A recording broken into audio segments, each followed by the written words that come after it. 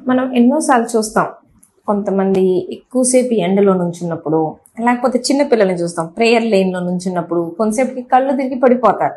అంటే ఆ టైంలో కొంచెం వాళ్ళకి ఏంటి అంటే కొంచెం బీపీ తక్కువ అవడం వల్ల ఇప్పుడు మనం నుంచున్నప్పుడు మన మెదడుకి బ్లడ్ సర్క్యులేషన్ వెళ్ళాలి అంటే హార్ట్ కింద నుంచి పైకి మనకి బ్లడ్ సర్క్యులేషన్ ఇవ్వాలి. సో బీపీ డౌన్ అయినప్పుడు ఏంటి అంటే పైకి సర్క్యులేషన్ సరిగ్గా వెళ్ళక బ్రెయిన్కి సరైన ఆక్సిజన్ అందక బ్లడ్ సర్క్యులేషన్ తగ్గి మనకు కొంచెం బూజరగా అనిపించి తిరుగుతున్నట్టు అనిపించి కింద పడిపోతారు. సో ఇది సింకపీ అంటాం అన్నమాట మెడికల్ లాంగ్వేజ్లో.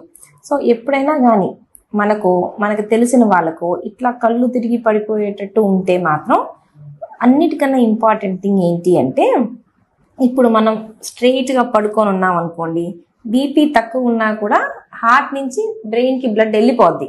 అదే కూర్చొని నుంచున్నప్పుడు ఏంటంటే పైకి వెళ్ళటానికి బీపీ అనేది సరిపోదు.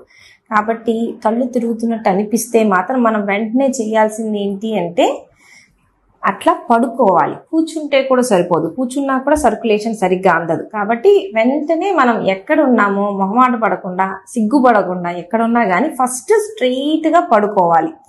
దానికి తోడు ఎవరైనా హెల్ప్ చేసే వాళ్ళు ఉంటే, ఒకవేళ మన వాళ్ళు ఎవరైనా ఇట్లా కళ్ళు తిరుగుతున్నాయి అంటే అట్లా కిందకి పడుకోగానే కాళ్ళు రెండింటిని మనం పైకెత్తాలి. ఎందుకంటే కాళ్ళల్లో చాలా బ్లడ్ స్టోర్ అయ్యి ఉండిద్ది మన బాడీలో.